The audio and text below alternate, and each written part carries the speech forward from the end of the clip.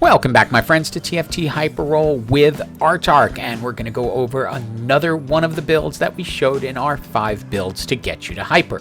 And we will jump straight over to the first set of augments that didn't have anything really too exciting in it, nothing that was going to decide which way we were going to go. At this point, I had a 2-star Kog'Maw on the bench, and I had a couple of Kabukus. Decide to take Silver Veil, because that can really fit into pretty much any build. Now, you'll watch the whole process here as I end up deciding what to go for. Now, we passed on a Gnar before, which, had I known how this was going to turn out, I should have taken. But I was thinking Bruiser Sniper at this point, since I had the 2-star Kog'Maw, and I hadn't yet found the Kindred. That suggests to me, along with Kha'Zix, I can go Dryad Reaper, better known as Dr. Reaper, and I'm sticking with it. And we'll hyperspeed through the first fight, because basically we just want to get everything off our bench that isn't going to fit into the build. We're going to want to keep Kha'Zix and any Kabukos we get, because our top goal is to get Kabuko up to gold 3 stars. This particular combination works really well together, and that's because the Dryads are going to be gaining AP and health throughout the match as each opponent falls. The Reapers, once activated, can do a crit on their ult, and are getting an additional critical strike chance, so you have a good chance for Kindred to be able to critical strike her ult. Item choice here is an absolute no-brainer. You grab the spatula, because with a spatula and a giant's belt, you can make a Dryad emblem, as you see above. You want to put that on Kabuko, because that way Kabuko will continue to gain health throughout the match, on top of the health that they're going to gain anyway as just part of their passive trait. And as I mentioned in my 5 builds video, the most important item for Kindred is Rageblade, and you will see why here. I could have just gone ahead and put the bow onto Kindred to speed things up a little bit, but the lack of any sense of urgency from Kindred is going to be a problem. Kabuko does his job by holding things up for a while, but Kindred cannot finish them off. Heading into our second set of augments, we have a 2-star Kindred waiting to go, so it's just a matter of which way to go. Jeweled Lotus is interesting, but doesn't add enough crit chance. Once we get the heroic grab bag, that's pretty much a take for me. We just roll through everything else just to see. But remember, we need a 3-star Kabuko, and this will leave us with just 1 more to go before we can get to gold 3 stars. And we found one just before the cutoff time for this fight, so we were not able to get the 3-star Kabuko in, which kind of sucks because we're going to lose a little bit of the extra health we would have gotten, because at 2 stars they only get 80, at 3 stars they get 200 health per round.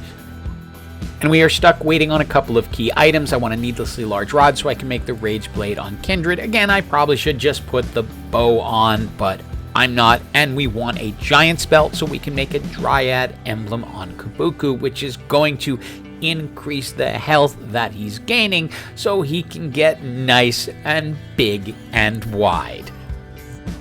It is time for an item choice, and it's going to be easy because we've been looking for that giant's belt, but I'm just going to show because I knew I was going to make a video out of it. Giant's belt spatula equals Dryad emblem, and that way we can now turn Kabuko into a Dryad, so the health is going to go up much quicker. The other important thing is that this will allow us to go to 6 Dryads and get the absolute full bonus. This build will still work if you don't get a Dryad emblem. It can be done. It's just a little bit harder to win in the end.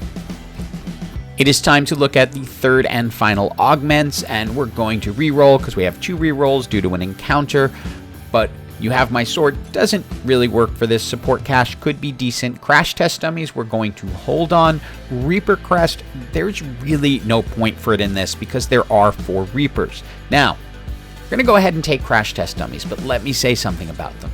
They're not nearly as effective this season as they were last season, and that's because there is no comp that is like rapid fire that can mow teams down as quickly. You are not doing damage as fast, therefore the 1.25 seconds that people get stunned does not necessarily create the same type of havoc it did in the previous season. Also about this build, it is a building build in that the Dryad trait is going to be adding AP and health per kill throughout the game, and so it's going to continue to stack and make your team stronger as you get into late game. Time for our final individual item choice. Easy one, it's going to be the needlessly large rod that we can put onto Kindred for the Rage Blade. And since we had several AD components, we went ahead and put those on Kain, who is the 4-cost Reaper that is going to really be your secondary damage in this. So items like Deathblade, Bloodthirster, Infinity Edge, Hand of Justice, you get the point. Kindred is going to be doing a large share of the work, but ultimately Kain will likely take over towards the end.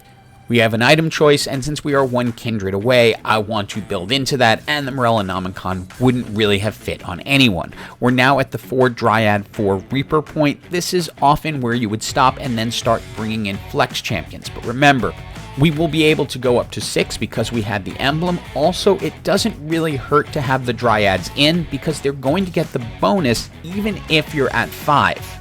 And the only caveat I would say in going to the 5 Dryad is that Azir is just not that strong outside of the 6 Dryad, or if you're using him as an invoker. But absent the invoker trait being ticked in a significant way, Azir feels really underwhelming as a 5-cost. We managed to 3-star our Rek'Sai, and we're still looking for Azir to finish it out. However, item choice to make. Best one here is going to be Dragon's Claw for Ornn, just because he's tanky, and then we get our gold 3-star Kindred, who can now start doing some real damage from the backline.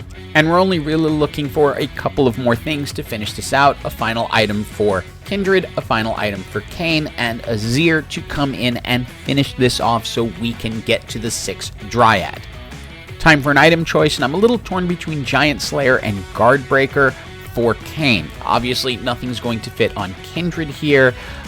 Ultimately, we're going to go ahead and go with the Giant Slayer simply because Kain tends to attack frontline first, so they're likely to have higher health.